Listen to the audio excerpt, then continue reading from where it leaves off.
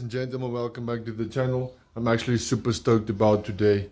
We finally got the engine back. We've got the engine hoist for Uncle Frikkie from Viseco. I want to give a big shout out to him for assisting us last night with bringing the engine all the way here. Going fetching it, bringing it here, and also borrowing his engine hoist for me so I will be able to install the engine today. Unfortunately, we only have like 3 hours left. We've got Natasha's birthday party today, so yeah, I'll need to go and push and see how far we can get. But yeah, today's the day. I'm gonna try and do my best to start by installing the engine. So let's see what we can do in 3 hours. So we still have a few things we just need to do. We've got the back plate. Let me just show you here. We need to install the back plate still. We still need to install the flywheel as well as with the clutch and the pressure plate. And then as soon as that's done, we can set down the engine hoist and then pick up the engine. And then we still have the engine mountings we just need to sort out. We've got one there for the alternator. That one I'm not too stressed about. Still have to paint this one, clean up this one, paint it quickly. And then we've got one for the alternator bracket as well. That must also come that side so that we can fasten the alternator brackets. And then we know that is sharp. So if we can get the back up, all that whole setup up and running, and the engine mountings all sorted out, and then if that's done, then we can put the engine in. As you can see, the Nissan is nice and clean, and the engine bay is still a bit dirty, but I don't stress about it too much. The reason for that is I want to wash it again, as I'm gonna make that dirty while I'm working with it. And then as well, I don't want any water or anything to go in one of those fuel lines.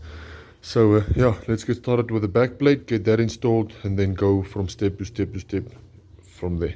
So unfortunately, I had to get the engine up on the engine hoist first, due to that when I wanted to put this back plate on and everything, this back side was leaning against the wheel there. So yeah, I couldn't manage to get it on. But yeah, luckily enough from here, it's quite easy, it's quite fast.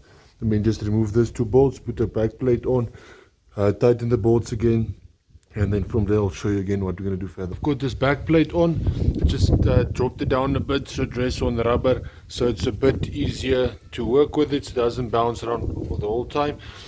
So I'm just going to start by installing the flywheel. This front side, as you can see, this is where the clutch tracks here.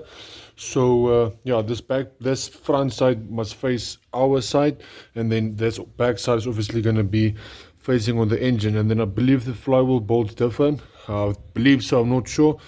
But yeah, ours takes 8 bolts, and then I'm not sure of the torque spec of that, but I'll put the torque specs here in the screen now, so that you can see what the torque specs are for those flywheel bolts.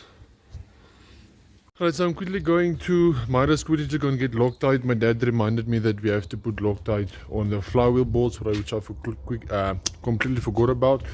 So I'm quickly going to go and get that. And I see I've got a flat tire as well. I got a puncture last night when we went to go and fetch the engine. So yeah, I'll quickly go and get that as well. And then I do have the new lip. I'm not sure when you're going to see this video, after we fix the Scirocco or before we fix the Scirocco. But yeah, anyway, we've got that as well. So I don't know if you're going to see it in the past or in the future. Yeah, so we're going to go to Midas, just go and get some Loctite, and then come back and graft. We still have 2.5 hours left before we have to pack up so that we can go to Natasha's birthday party. So we got our Loctite now. As I said, guys, previously, don't forget to ever use Loctite on your flywheel bolts. It's really important. Rather just pay what they are worth and yeah, get it done with. I mean, it's just the best. I mean, at the end of the day, it's gonna be for your own health as well. So now, anyway, how we're gonna do is, so I'm just gonna put it like that. I'm gonna use the Loctite, put it on. You don't have to put too much, but I'm not gonna be afraid of it due to it being flywheel bolts. So I'm going to be pretty aggressive with it. As you can see, I've got it on there. And once I've got it on now, you can just put it in back. Just gently with your fingers. Don't cross thread it. And then from there, you can just go on one after another. Right, so we've got the flywheel bolts all back in, as you can see. Now I've got the torque range here. The first setting is 137. So we're going to start going on one point, going vice versa, starting this side, going over to that side, this side, that side, this side, that side, this side, that side. And then once we are done going all of them 137, we're going to move over to 137 newtons.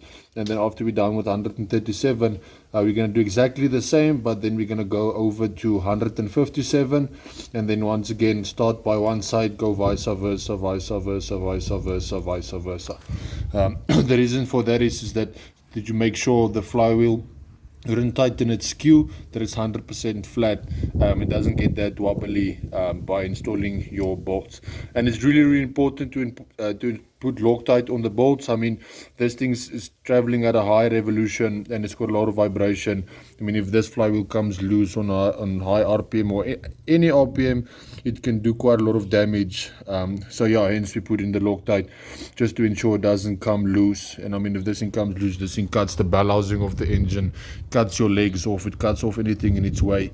So it's better to be safe than sorry. That's even why with the Loctite I put more than enough on it, just to ensure that we are safe and that we've got nowhere to go for the bolts, that it can't come loose or rat to loose or anything. So yeah, I'm going to start talking it down. Like I said again, 137 newtons, and then we're going to go over 257 newtons. So we are finally done with the clutch, the flywheel. The flywheel is now fully tightened, everything is 100% here. I'm totally satisfied with this. Now we're going to move over to the clutch and the pressure plate. As you can see, we've got a brand new clutch here. We did make sure it fits over the speaker shaft of the gearbox. As you can see, hence we've got a hole there in the middle already. And then as well, to check the clutch, there it fits perfectly on the pressure plate. So yeah, really quite excited, happy about this. I can probably start removing this whole plastic cover now. So while I'm doing this, we're going to put the clutch in. It's one of the final steps before we can install the clutch and the pressure plate. Once this is installed, then we can go back and start putting the engine back. And like I said, that's the goal for today, is to put the engine back into the car. I don't think it's going to stand on its own today, not with the engine mounting set. I did scratch this engine mounting in the inside a bit. Due to that, I was installing it, using it as you can see here, to hold the crank still so that the engine doesn't move. And then as well, I still have other parts I need to paint as well. As you can see, I've got the cover there, and then I still have to paint the inside of those alternator bracket, as well as when I repaint that one, because I see it's starting to peel. But yeah, that's why I said I don't believe the engine's going to stand on its own today. But at least if the engine is in and is standing on the engine hoist, I'll be quite happy. So anyway, we're going to start by installing the clutch now.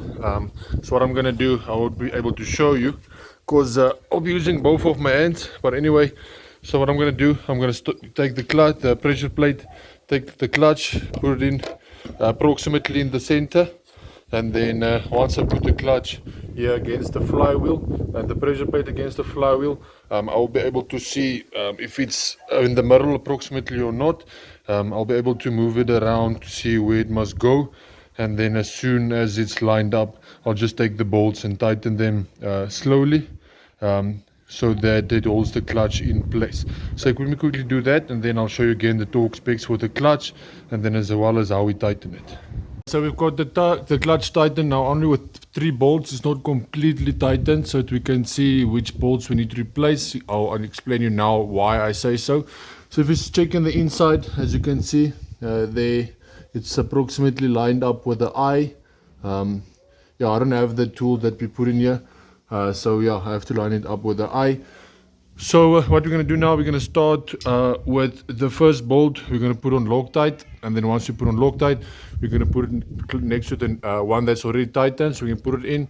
Then we're just going to tighten it with the ratchet all the way down, so that we can remove this one. As soon as we remove that one, we put on Loctite. We come to the bottom one, we install the bolt next to it, and then we replace this one again, remove that one, and then tighten the bolt next to this one again with the Loctite, and then we remove that one again and then we know all of the bolts that's in it, it's got Loctite in it, then we can just start with the rest by installing it against the clutch. Then once we're done with that, then we can go over to torquing it according to spec. So now that we've got this done and all out of the way, now we're going to go back to our torque wrench. So we're going to start going from 60 Newton meters. I see they say 60 Newton meters. It's going to be the first pull. Once again, we're going to go vice versa. We're going to start here, go down, come this side, go down, go that side, go down, do the sides. And then once we're done there, the book says 21 Newtons. I'm not sure about that, so I'm going to push it to around 24 Newtons, just a bit more, just for in case. I see Google says for other engines they go around 36. I'm not 100% sure. But yeah, as well, I don't want to get it to come loose, but luckily I do have Loctite on it. Yeah, we'll see. Let me just start by torquing it to 60 Newton meters first, and then see how that goes, and maybe take it up to 24.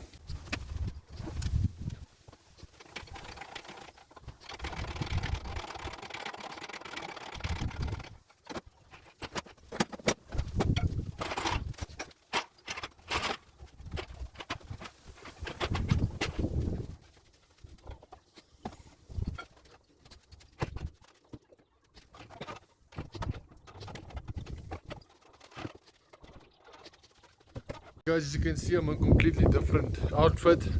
We're on our way now, or I'm on my way now to Natasha's birthday party. It was already 2:15, so I'm already an hour and 15 minutes late. But just a quick update, the engine is standing on its own. The engine hoist is loose. As you can see, there's nothing attached to it. So yeah, I'm actually quite excited about that. So at least I've got done what I wanted to do today. So yeah, guys, on our way there. Maybe I'll go and show you something what we are busy with. I don't know, we'll see. But yeah, I'm just happy we could have done what we wanted to.